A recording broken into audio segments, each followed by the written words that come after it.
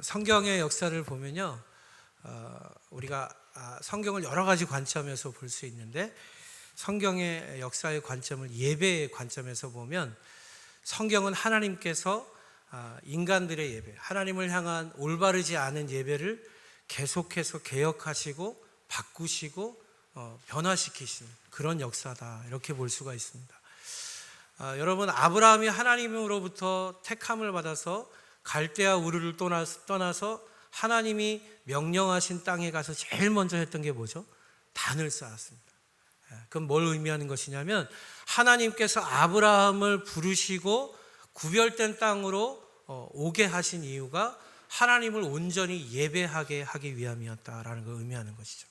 실제로 여러분, 그 아브라함이 떠났던 친척 아비집은 어떤 땅이었습니까? 우상을 만드는 집이었어요. 하나님을 예배하지 않는 땅에서 하나님을 예배한 땅으로 옮긴 사건, 그것이 바로 아브라함이 친척 아비집을 떠나서 하나님이 지시한 땅으로 갔던 사건이다라는 것을 우리가 볼 수 있습니다. 여러분, 이스라엘 백성들은 400년 동안 애굽에서 종살이 했습니다. 어떤 성경에는 460년이라고 기록하기도 합니다. 그런데 그렇게 오랜 기간 동안 애굽에서 종살이 하던 그들이 섬기던 신은 뭐였을까요? 그들이 섬기던 신은 금송아지였습니다. 그걸 어떻게 알 수 있냐면, 출애굽한 광야의 여정 속에서 이스라엘 백성들이 모세가 시내산에 올라가서 40일 동안 안 보였거든요. 그때 이스라엘 백성들이 아론의 그 제사장과 더불어서 우리를 인도하여낸 하나님을 만들자라고 만들었는데, 뭘 만들었어요? 그 애굽에서 섬기던 금송아지를 만들었어요. 뭘 의미하는 것입니까? 애굽에서 400년 동안 조상 대대로 섬기던 신이 금송아지였다라는 걸 의미하는 거예요. 여러분, 그렇게 금송아지를 섬기던 그 백성들을 하나님을 예배하고 온전히 하나님만을 바라보게 이끌어내신 사건, 그것이 바로 출애굽이에요.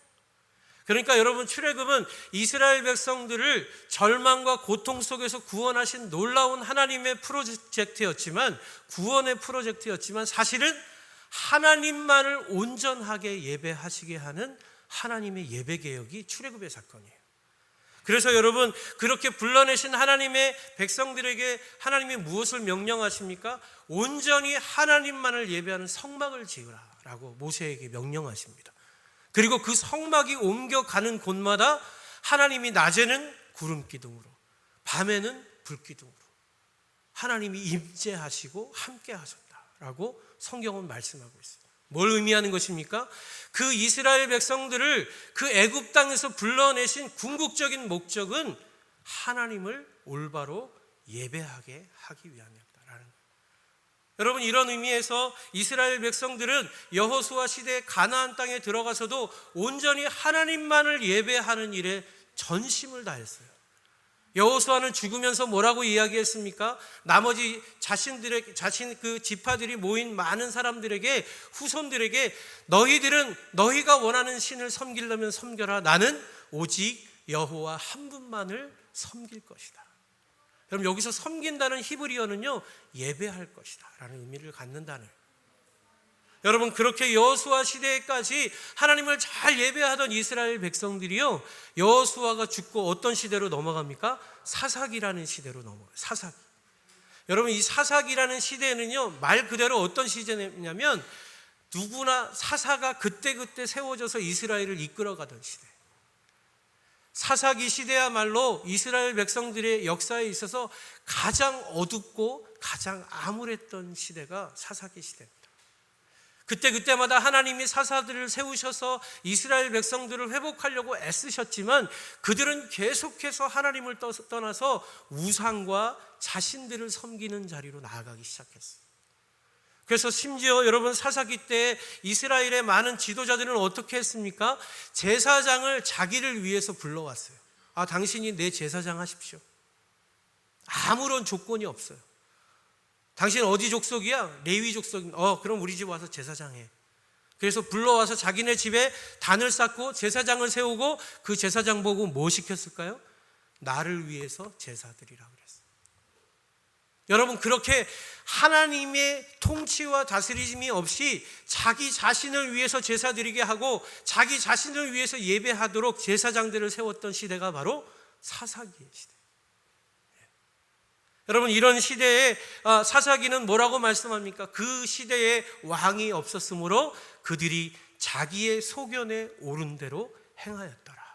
그렇게 기록하고 있어요. 뭘 말씀하는 거예요? 하나님의 통치가 없는 거예요. 하나님을 올바로 예배하지 않던 시대였어요. 그런 시대에서 하나님이 사무엘이라는 선지자를 세우셔서 이스라엘의 한 왕을 세우십니다. 그가 누구입니까? 사울 왕이죠. 여러분 잘 아십니다. 여러분, 그런데 사울 왕은 어떤 사람이었어요? 사사 시대의 제사에 몸이 젖어 있었던, 자기 자신의 성공과 자기 자신의 부귀 영화만을 위해서 하나님을 예배하던 그 전통을 그대로 가지고 있었던 왕이었어요. 그래서 여러분, 그 사울 왕이 무엇을 잘못하게 됩니까? 다른 족속들과의 전쟁의 상황, 위급한 상황 앞에 서서 제사장을 불러서 자기가 대신 제사를 드려요. 전쟁을 위해서. 사무엘을 기다리지 못해요. 여러분, 우리가 보기에 사무엘을 기다리지 못하고 그냥 하나님 앞에 제사 드린 게, 우리가 판단할 때는 이게 뭐 그렇게 대단하게 사울을 버릴 만큼 잘못된 일인가? 우리가 생각할 수 있지만, 여러분, 그것은 하나님을 사울이 버린 일이에요. 하나님을 하나님으로 예배하지 아니하고 하나님을 자기의 승리를 위해서 이용한 사건이 바로 사울의 잘못입니다. 그래서 여러분, 하나님은 사울을 왕에서 패하시고 어떻게 하십니까? 사무엘 선지자를 통해서 다윗을 왕으로 세우세요. 다윗을 왕으로 세우시는 이유가 뭐죠? 그는 그 들에서 양을 치면서까지도 하나님을 마음껏 찬양하고 하나님만을 예배했던 예배자였어요. 그래서 하나님이 다윗을 세우실 때 다윗을 뭐라고 얘기하십니까? 그 마음의 중심이 나에게 합한 자다, 이렇게 말씀합니다. 그래서 여러분, 다윗은 하나님의 예배자였기 때문에 하나님이 다윗을 불러 세우셔서 이스라엘을 세우시고 통일하시고 그를 통해서 어떤 역사를 이루십니까? 엄청난 하나님의 역사를 이루셔서 다윗을 통해 이스라엘의 전성기가 시작돼요. 이스라엘의 전성. 아람 족속을 물리치고 랍바를 침략해서 그 땅을 얻고 하나님의 잃었던 언약궤를 가져오게 해서 그 언약궤를 모셔드리고 다윗의 장막에서 엄청난 찬양대, 수천 명의 찬양대를 세우고 찬양의 제사장들을 세우고 수많은 악기로 하나님을 찬양하면서 예배가 끊어지지 않게 합니다. 여러분, 그 놀라운 사건은 우리가 지난주에 같이 나누었어요. 언약궤가 들어갈 때 바지가 내려가는 것도 모르고 춤을 추던 다윗의 모습을 보았어요. 그렇게 여러분, 온전한 하나님의 예배자로 서서 이스라엘의 백성의 전성기, 이스라엘 나라의 전성기를 맞이하던 다윗, 그 다윗이 여러분 오늘 본문 앞에 보면 무슨 일을 하는 줄 아십니까? 사탄의 유혹에 빠져서 인구조사를 명령합니다. 여러분, 그 당시 고대 시대의 인구조사는 왜 하는 걸까요? 첫 번째, 자기의 나라가 얼마나 확장되고 얼마나 많은 백성으로 크게 번성하였는지를 드러내고 과시하려는 게 첫 번째 목적이에요. 두 번째 목적은 뭐죠? 여러분, 오늘 본문에서 보면 그 요압 장군이, 나중에 보면 요압 장군이 숫자를 헤아린 사람은 여자와 어린아이들은 없어요. 누구만 있어요? 칼을 빼서 전쟁에 나아갈 수 있는 사람만 계수합니다. 그럼 이거 왜 한 거예요? 더 큰 전쟁의 전복 전쟁을 준비하고 있는 게 다윗의 모습입니다. 여러분, 그래서 요압이 뭐라고 얘기합니까? 왕이시여, 더 이상 이 나라를 넓히지 않으셔도 지금 당신의 나라의 백성들이 이처록 많습니다. 당신의 나라가 엄청나게 확장됐습니다. 굳이 인구조사를 하지 않으셔도 당신은 성공한 왕입니다 라고 얘기합니다. 그러나 다윗은 그 말을 듣지 않습니다. 인구조사를 하라. 그런데 여러분이 함께 우리 큐티 말씀 묵상하셔서 잘 아시겠지만 결과가 어떻게 됩니까? 하나님의 진노와 징계가 임하게 됩니다. 그게 바로 오늘 본문의 상황이에요. 그 진노가 뭐였어요? 이스라엘 백성 가운데 엄청난 전염병을 주셔서 여러분, 한두 명, 수백 명이 아니라 7만 명이 죽어갑니다. 7만 명. 그것도 여러분, 오늘 본문에서 하나님이 칼집에 꼽으셨다는 그 진노를 거두시지 않았다면 아마 이스라엘 백성들은 전멸됐을 거예요. 그게 인구조사를 한 결과였어요. 여러분, 이 사건이 우리에게 과연 뭘 의미하는 걸까요? 그런 과정 속에서, 그런 백성들이 죽어가는 엄청난 상황 속에서 하나님 오늘 본문을 통해서 선지자를 다윗에게 보내서 명령하시는 한 가지가 있어요. 그게 뭡니까?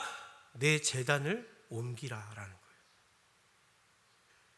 무슨 말이에요? 여러분, 그 당시 다윗은 기브온 산당이라는 곳에서 다윗의 장막을 아름답게 지어놓고 아삽과 헤만과 여두둔이라는 찬양의 제사장들을 세워놓고 계속해서 하나님을 제사하게 했어요. 찬양하게 했어요.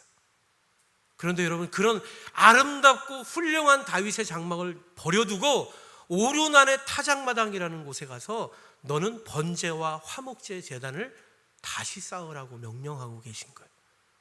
왜일까요? 여러분, 그 이유가 무엇일까요? 하나님은 지금 자기의 성공과 자기의 승리만을 위하여 드렸던 다윗의 예배를 폐하시고 오직 하나님의 영광을 드러내는 하나님의 예배를 세우라고 명령하고 계신 거예요. 그렇지 않으면 이스라엘의 진노가 끝나지 않을 것이라고 말씀하시는 거예요. 여러분, 오늘 본문 18절 19절의 말씀을 제가 읽어드리겠습니다. 여호와의 천사가 갓에게 명령하여 다윗에게 이르시기를 다윗은 올라가서 여부스 사람 오르난의 타작마당에서 여호와를 위하여 제단을 쌓으라 하신지라. 이에 갓이 여호와의 이름으로 이른 말씀대로 다윗이 올라가니라. 여러분, 하나님은 다윗에게 단순하게 오르난의 타작마당에 가서 한 번만 제사를 드리라라고 말씀드리는 게 아니에요. 뭐라고 말씀하세요? 제단을 쌓으라라고 말씀. 제단을 쌓으라. 무슨 말씀이에요? 네 제단을 바꾸라는 거예요. 너의 예배를 개혁하라는 거예요. 완전히 뒤집으라는 거예요. 왜일까요? 다윗이 드리던 예배는 자기의 성공과 승리를 위한 수단이었지 하나님을 향한 목적이 아니었던 것이죠. 여러분, 이게 우리에게 주는 놀라운 교훈이 있습니다. 여러분, 이 시대 우리 교회는 성가대도 몇 명 안 되고 우리 찬양팀도 많지는 않지만 여러분, 이 시대 큰 교회를 가보면요, 여러분, 성가대 정말 많죠. 어떤 교회는 보니까 새벽에 쓰는 성가대가 1000명이래요. 와. 그런데 여러분, 새벽에 성전 문 열고 딱 들어갈 때 여러분, 그 1000명이 오케스트라와 함께 웅장하게 빰빰빠밤 하면서 찬양을 울리면요, 여러분 들어가면서 눈물이 뚝뚝뚝 흐르지 않을까요? 네, 그럴 것 같아요. 제가 그 신학생 때 어떤 교회 탐방을 하러 갔는데요, 와, 찬양팀이요, 찬양팀 연주팀만 거의 오케스트라 수준이에요. 뭐 브라스서부터 해가지고 막 엄청난 찬양팀이 있고요. 그 앞에 성가대처럼 콰이어들이 쫙 서가지고 거의 합창단이 찬양을 하더라고요. 야, 앞에 찬양 인도자가 주님을 찬양합니다라고 한마디 했는데 사람들이 막 쫙 일어나서 찬양을 하는데요. 와, 그 찬양을 하는데 감동이 막 밀려오고 눈물이 나고. 여러분, 큰 교회가 가진 힘이 그런 것 같아요. 여러분, 다윗의 장막이 그랬다고요. 수천 명의 찬송하는 사람들이 있었고 수많은 오케스트라단이 있었고 그 찬양대를 지휘하는 찬양의 제사장들이 수없이 서 있었고 엄청난 찬양이 수도 없이 밤새도록 드려지는 장막이 다윗의 장막이었다고요. 그런데 여러분, 그 장막에서 매일매일 드려지는 그 예배를 통해서 다윗이 열매를 맺고 결정한 선택이 뭐예요? 자기의 성공과 승리를 위한 욕망을 이루려고 했다는 거예요. 그럼 이게 우리에게 뭘 말해주는 걸까요?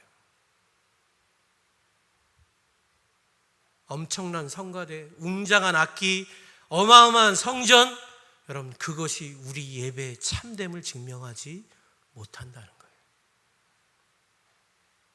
여러분, 우리가 예배 가운데서 느끼는 감정, 감동, 여러분, 성령이 우리를 감동하실 수 있습니다. 그러나 그 감정에 속으시면 안 됩니다.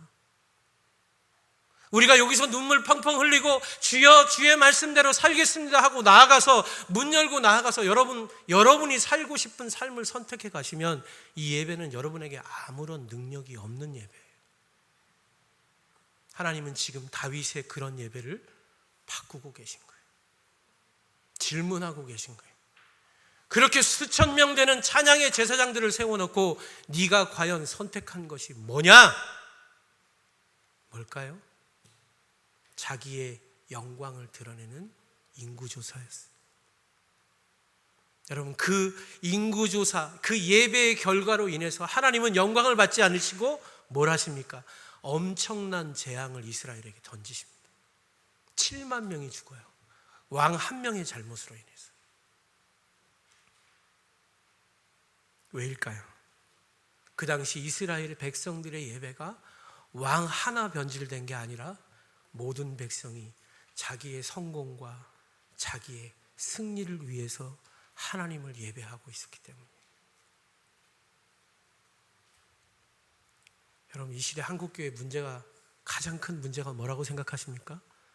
저는 목사로서 하나님의 예배가 무너졌다라고 생각합니다. 여러분, 우리의 예배가 정말로 하나님이 기뻐하시는 예배가 되었다는 증거가 뭘까요? 오늘 이 자리에서 우리가 눈물을 흘리면 그것이 증거가 될까요?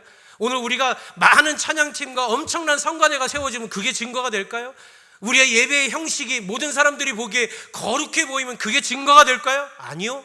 여러분, 그게 우리를 증거하지 못하고요, 여러분이 돌아가서 여러분의 삶에서 뭘 선택하는가가, 무엇을 위해 눈물을 흘리는가가, 무엇을 위해 부르짖는가가 오늘 예배가 참된 예배였는지를 결정하는 거예요.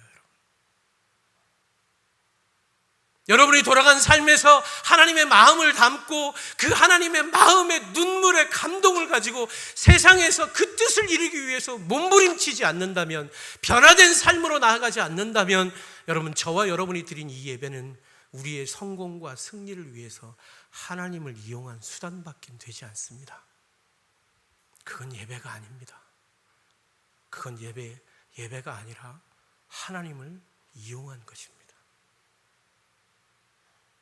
하나님은 다윗에게 그 죄의 문제, 뿌리 깊이 박혀있는 아주 사단의 그 속삭임과 속임수로서 우리 마음 깊이 들어있는 다윗의 죄악을 지적하고 계신 것입니다.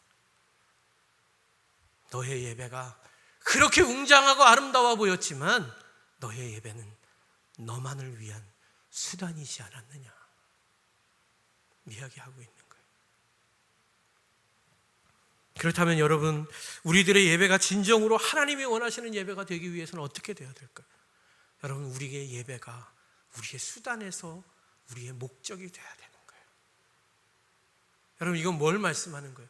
이 세상에서 우리가 잘 먹고 잘 살고 건강해지고 내가 부유해지고 내 집이 높은 가격에 잘 팔리고 그러기 위해서 우리가 예배드리는 게 아니라 하나님의 영광을 드러내는 우리의 삶을 살기 위해서, 우리를 통해서 이 세상 가운데 하나님의 영광이 드러나게 하기 위해서 여러분, 우리가 예배의 자리에 나와야 되는 것이에요. 여러분, 그렇게 될 때 우리의 예배는 목적이 되는 거예요. 삶의 목적이 되는 거예요. 그렇게 될 때 우리의 예배가 수단되지 않는 거예요. 그렇게 될 때 우리의 삶을 통해서 하나님이 영광 받으시는 거예요. 하나님 오늘 본문 통해서 그렇게 말씀하고 있는 것입니다. 여러분, 그런 예배 가운데서 무엇이 필요한가? 오늘 본문은 놀라운 사실을 우리에게 말씀해 주고 있어요. 오늘 본문에서 여러분, 그렇게 하나님의 부르심을 받고 다윗이 오르난의 타작마당에 올라가서 무슨 행동을 합니까? 그 오르난의 타작마당을 600세겔이라는 돈을 주고 삽니다. 여러분, 오늘 본문 19절을 보면 이렇게 말씀해요. 오늘 본문 19절이 아니라 오늘 본문 22절을 보면 이렇게 말씀합니다. 다윗이 오르난에게 이르되 이 타작하는 곳을 내게 넘기라. 너는 상당한 값으로 내게 넘기라. 내가 여호와를 위하여 여기 한 제단을 쌓으리니 그리하면 전염병이 백성 중에서 그치리라 하니, 오르난이 다윗에게 말하되 왕은 취하소서, 내 주 왕께서 좋게 여기시는 대로 행하소서. 보소서, 내가 이것들을 드리나이다. 소들은 번제물로, 곡식 떠는 기계는 화목으로, 밀은 소제물로 삼으시기 위하여 다 드리나이다 하는지라. 다윗 왕이 오르난에게 이르되 그렇지 아니하다. 내가 반드시 상당한 값으로 사리라. 내가 여호와께 드리려고 내 물건을 빼앗지 아니하겠고 값없이는 번제를 드리지도 아니하리라. 여러분, 아까도 말씀드렸지만 다윗이 이 땅을 얼마에 삽니까? 금 600세겔. 여러분, 금 600세겔이면요 지금으로 따지면 수십억이에요. 수십억. 여러분, 타작마당이 뭐 얼마나 넓겠습니까? 아무리 큰 농부라 할지라도, 여러분, 우리 뒤에도 여기 밭이 좀 있습니다. 우리 텃밭을 조금 얻어놨는데 이제 고구마 심어야 되거든요. 그런데 여러분, 우리 요만큼 얻어놓은 거 요 정도 마당이면 타작 충분히 하는 마당이죠. 그죠?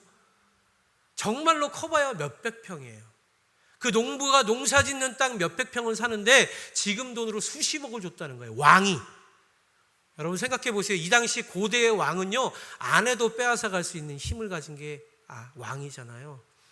한 농부, 위대한 왕이 한 농부의 집에 와서 이 땅에서 제사를 드리겠다고 얘기하는 거예요. 그래서 지금 오르난이 뭐라 그래요? 내 있는 거 다 드릴 테니까 사용하시는 것만도 영광입니다. 그저 쓰십시오라고 얘기할 때 왕이 뭐라 그러는 거예요? 아니라, 절대로 내가 그저 쓰지 않고 내가 너에게 더 많은, 상당하다라는 말은 뭐냐면 값으로 헤아릴 수 없는 대가를 내가 너에게 주겠다 말씀하고 있는 거예요. 다윗이 얘기하고 있는 거예요.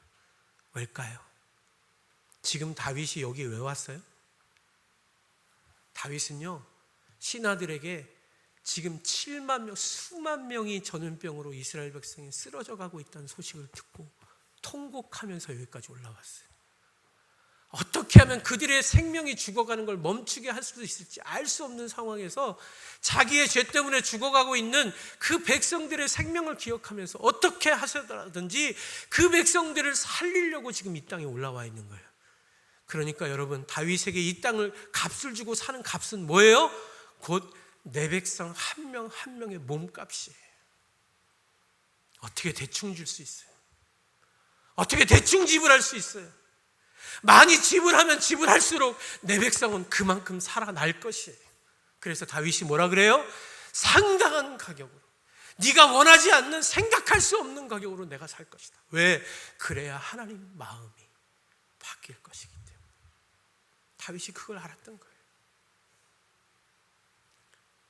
여러분, 가끔 우리의 예배 가운데 하나님이 기뻐하신 우리의 헌신과 우리의 희생이 있어야 된다고 얘기하면 어떤 사람들은 우리가 드리는 헌금을 자꾸 생각합니다. 우리가 드리는 예물을 자꾸 생각합니다. 여러분, 그것도 우리의 헌신이 될 수 있지요. 그러나 여러분, 저와 여러분의 몸값이, 생명값이 우리가 드리는 그 작은 예물과 헌물로 대신할 수 있습니까? 여러분이 아무리 많은 재물을 가지고 하나님 앞에 드린다 한들 그 많은 재물이 여러분의 생명값이 될 수 있습니까? 여러분, 그건 착각이에요. 하나님께 올바른 예배에서 드려져야 될 하나님을 향한 희생은요, 우리의 것이 아니에요. 우리의 것으로는 우리의 몸값이 되지 않습니다. 우리의 몸값이 그렇게 하찮지 않습니다. 우리가 감히 이 세상에서 살다가 다 모은 재물을 한꺼번에 다 드린다 할지라도 하나님 앞에 그것이 우리의 몸값 되지 않습니다. 그래서 하나님이 우리를 살리시기 위해서 무엇을 희생하셨습니까? 하나뿐인 자기의 아들의 몸값을 드린 거예요. 그게 희생이에요. 그게 우리의 몸을 살리시는 구원의 생명의 몸값이에요. 그래서 하나님은 다윗과 같이 죽어가는 많은 세상의 영혼들을 살리시기 위해서 도저히 값으로는 갚을 수 없는 상당한 가격인 예수 그리스도 독생하신 아들의 피를 흘리신 거예요. 그 피값이 없이는 여러분, 우리가 올바른 예배를 드릴 수 없습니다. 아멘입니까? 그 은혜가 없이는 여러분, 우리가 하나님 앞에 나아갈 수 없습니다. 여러분이 아무리 대단한 삶을 살고 아무리 대단한 물질을 하나님 앞에 드린다 할지라도 예수 그리스도의 보혈을 덧입지 않는다면 여러분, 우리는 하나님 앞에 하나님을 기쁘시게 할 수 있는 예배를 드릴 수 없는 것이에요. 그래서 왜 예배 때마다 죄도 짓지 않은 것 같은데 예수 그리스도의 보혈을 덧입기를 그렇게 강조하고 구하는 것입니까? 그 피가 아니고서는 하나님께 나아갈 자가 없기 때문에. 여러분, 다윗은 오늘 그거를 이야기하고 있는 거예요. 이 수많은 백성들을 살리기 위한 그 값이 어찌 세상 사람들이 얘기하는 그 가격이 될 수 있는가? 내 가진 모든 것 다 드린다 할지라도 이 땅을 그 값을 주고 사서 내 생명 살릴 수만 있다면, 내 백성 살릴 수만 있다면 내 모든 것 다 주겠다고 오르난에게 고백하고 있는 것이 어떤 의미에서 보면 외치고 있는 것이. 사랑하는 여러분, 여러분은 예배의 자리로 나아가실 때 무엇을 가장 중요한 것으로 생각하십니까? 여러분이 드리는 헌물입니까? 여러분의 복장입니까? 아니면 거대한 성전입니까? 세상의 사람들 앞에 높아진 많은 제사장들의 모습입니까? 아니에요. 여러분이 주님 앞에 나아갈 때, 하나님 앞에 나아갈 때 오로지 한 가지 기억하실 것은 우리를 위해 피 흘리시는 예수 그리스도의 십자가임을 믿으시기 바랍니다. 그것을 믿을 때 우리에게 생명이 있어요. 그것을 믿을 때 우리에게 은혜가 있는 거예요. 그것만이, 그 길만이 하나님을 기쁘시게 하는 예배다라고 오늘 본문은 우리에게 말씀해 주고 있는 것입니다. 베드로전서 1장 18절을 보니까 이렇게 말씀해요. 너희가 알거니와 너희 조상이 물려준 헛된 행실에서 대속함을 받은 것은 은이나 금같이 없어질 것으로 된 것이 아니오 오직 흠없고 점없는 어린 양 같은 그리스도의 보배로운 피로 된 것이니라. 무슨 말씀이에요? 금이나 은 같은 것으로 너희의 생명이 구원된 게 아니라는 거예요. 오직 예수 그리스도의 보배로운 피로서만 너희의 생명이 구원함을 받았다라는 사실을 기억하라고 사도 베드로는 외치고 있는 것입니다. 지난주에 여러분 제가 뉴스를 보는데 미국에서 한 대학교 졸업식, 그 어떤 흑인들이 모이는 대학교 졸업식에서 아주 돈이 많은 부자 금융가가 강사로 초청이 됐어요. 그래가지고 강연을 하고 나서 졸업식 강사로 강연을 하고 마지막에 제가 여러분에게 줄 선물이 있습니다라고 얘기하면서 여러분의 모든 그 대출금을, 대학을 다니면서 다녔던 모든 졸업생의 대출금을 내가 대신 지불하겠습니다. 선언을 했어요.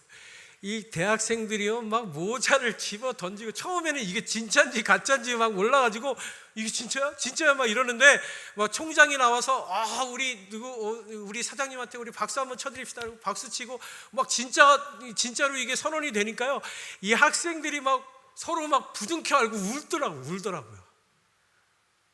여러분 이 학생들에게 이 대신 이 대출금이 지불됐다는 이 소식이 뭐예요? 생명인 거예요. 복음인 거예요. 나의 빚이 대신 갚아졌다는 이 소식이 여러분 그 학생들에게는 생명과 같은 하나님의 음성이었던 거예요. 제가 그 장면을 보면서 한편으로 이런 생각이 들었어요. 나 아직도 대출금 갖고 있는데 누가 나 대출금 좀 갚아줬으면 좋겠다 이런 생각했어요. 그런데 한편으로 이런 마음이 들었어요. 내가 받은 은혜가, 내가 주님으로부터 받은 그 사랑이 저분이 갚아준 저 수백억의 장학금보다도 더 크고 더 위대한 하나님의 사랑인데 내가 저 알량한 돈 몇 푼에 하나님의 사랑보다 그걸 부러워하고 있나? 그럼 그게 우리의 모습 아닌가요? 누가 나 대신 10만 원만 내줘서 그것 기뻐서 감사하다고 머리를 수십 번 조아리면서 우리의 생명을 위해서 그 십자가의 고난에 스스로 올라가신 예수 그리스도의 사랑에는 감동하지도 않고 은혜를 기억하지도 않고 잊어버리고 살아가고 있는 모습이 저와 여러분의 모습은 아닌가? 말씀을 준비하면서 내가 잃어버렸던 예수의 사랑이 얼마나 큰 것인지를 깨닫는 시간이 되었습니다. 사랑하는 여러분, 저와 여러분은 모두가 이 갚을 길 없는 은혜 안에서 하나님의 자녀가 되었음을 믿으시기 바랍니다. 그 은혜를 붙드는 것, 다시 그 십자가의 은혜 가운데로 나아갈 때, 그 희생과 헌신의 자리로 나아갈 때 우리는 하나님께 올바른 예배를 드리는, 하나님을 기쁘시게 하는 예배자가 될 줄로 믿습니다. 마지막으로 여러분 놀라운 것은요, 오르난의 타작마당에 나중에 솔로몬의 성전이 세워져요. 기브온 산당이 아니라. 여러분 역대기를 잘 읽어보시면 그 내용이 실제로 성경에 나옵니다. 뭘 말씀하는 거예요? 다윗의 눈물과 헌신이 있는 그곳이 예루살렘의 성전이 된다는 거예요. 영원한 다윗의 약속을 이루는 하나님의 약속의 자리가 된다는 거예요. 놀라운 거는요, 여러분 이제 이 장 다음에 22장을 보잖아요. 그러면 다윗이 바로 무슨 마음을 품습니까? 성전을 세울 마음을 품어요. 오르난의 타작마당에서 하나님의 제사를 드리고 난 다윗이 성전을 지어야 되겠다라는 마음을 품고 성전을 지을 준비를 하기 시작합니다. 22장서부터 그런 내용이 나와요. 뭘 말하는 거예요?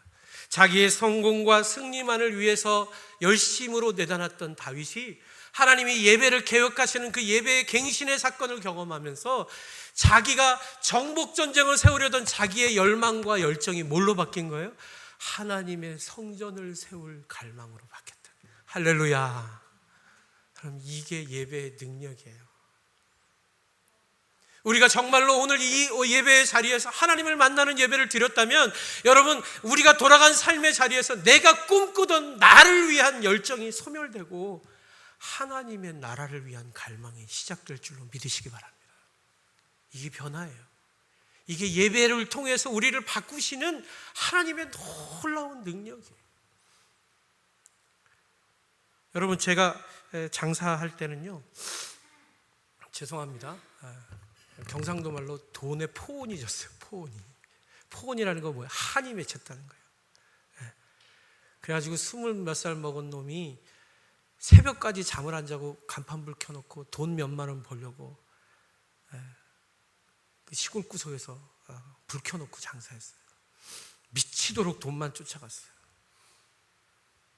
그러던 저에게 어느 날 갑자기 하나님이 은혜를 주시기 시작하는데요, 하나님이 저에게 무슨 마음 주셨는지 아세요?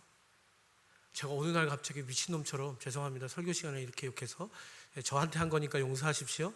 제가 어느 날 순간에 미친놈처럼 주님, 하나님 진짜 만나게 해주시면 내가 내 거 다 버릴게요 이러고 있더라고. 내가 그 말만 안 했어도 여기까지는 안 오는 건데, 그죠? 네. 왜 그랬을까요? 하나님이 제 예배를 바꿔주시니까 제 꿈이 바뀌는 거예요. 제 열정이 바뀌는 거예요. 제가 바라보던 목적이 바뀌는 거예요. 가치가 바뀌는 거예요. 내 삶의 방향이 바뀌는 거예요. 그래서 이전까지는 나의 성공, 나의 승리만을 생각하던 제가, 그렇게 살아갈 수밖에 없었던 제가 하나님의 나라가 보이기 시작하는 거예요. 하나님의 영광이 보이기 시작하는 거예요. 그분 위에 살고 싶은 거예요. 그분 위에 교회를 세우고, 그분 위에 선교의 사명을 감당하고, 그분 위에 하나님의 진정한 예배를 세우고 싶어지는 거예요. 그렇게 죄악 가운데 굴러다니던 저를 바꾸셔서 하나님의 예배를 섬기는 자로 만드신 분, 그분이 우리 하나님인 줄 믿으시기 바랍니다. 우리가 바뀌어야 돼요.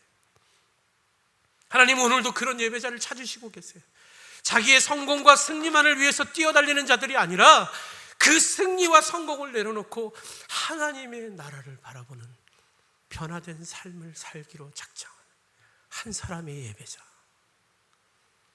하나님은 오늘도 눈물 지으시면서 그렇게 너희의 제단을 옮기라고, 너희의 그 성공의 제단을 옮겨서 하나님의 나라를 바라보는 예배자가 되라고 우리에게 말씀하고 계십니다. 여러분, 이 말을 듣고 있는 역대기의 독자들, 그 사람들은 누구였을까요? 바벨론 포로에서 다 무너진 성전 가운데로 돌아와 있는 예루살렘 백성들이었어요. 솔로몬의 성전은 다 무너졌습니다.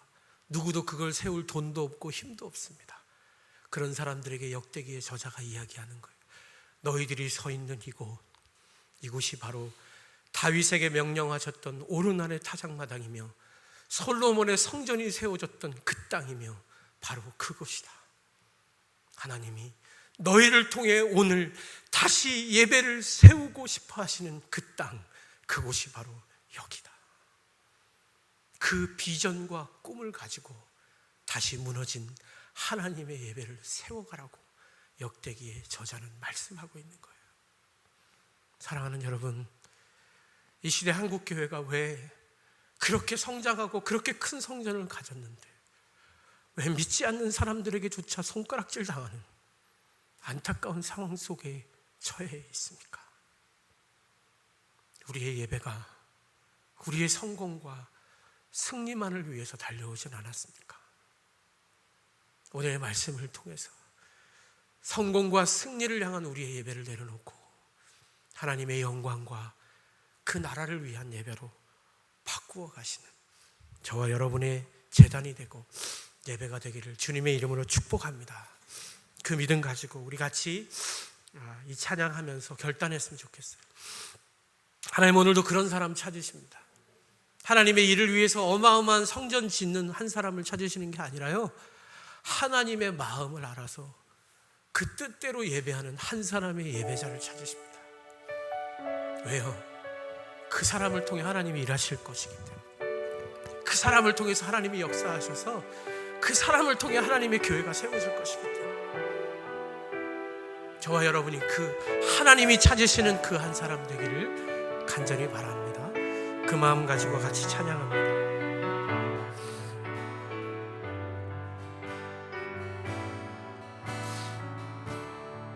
주를 위한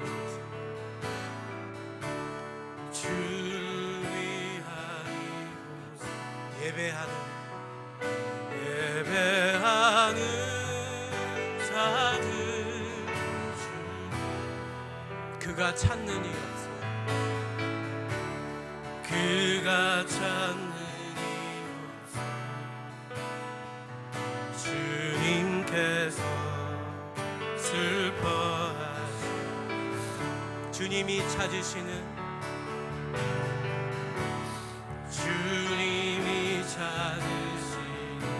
그 한 사람 그의 내가 그 사람 되기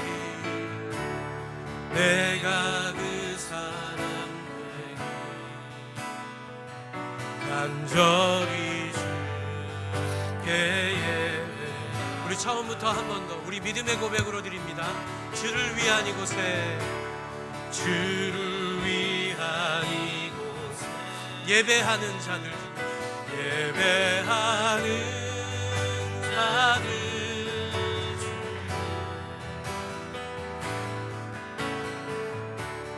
그가 찾는 이 없어.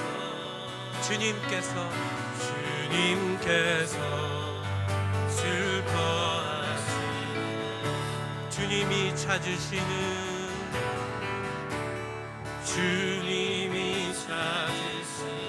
그 한 사람 그의 대사 내가 그 사람 되기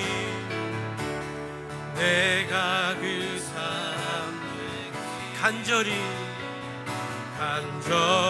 주의 예배.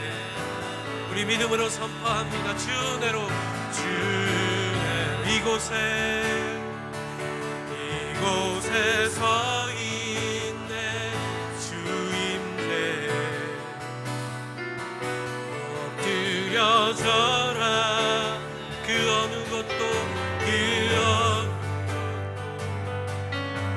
난 필요 주님만 경배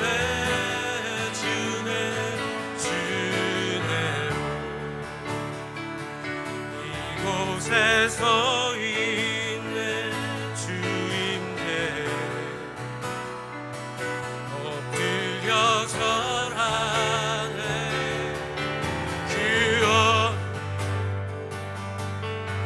난 필요해 주님만. 우리 한 번 더 주님의 은혜로 나왔습니다. 이곳에 서 있네. 주임대 엎드려 우리 주님 한 분만 바라봅니다. 그 어느 것도 난 필요해 주님만 경배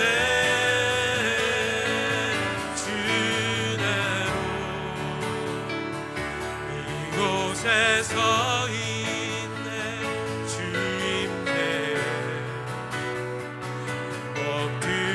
여전하네 그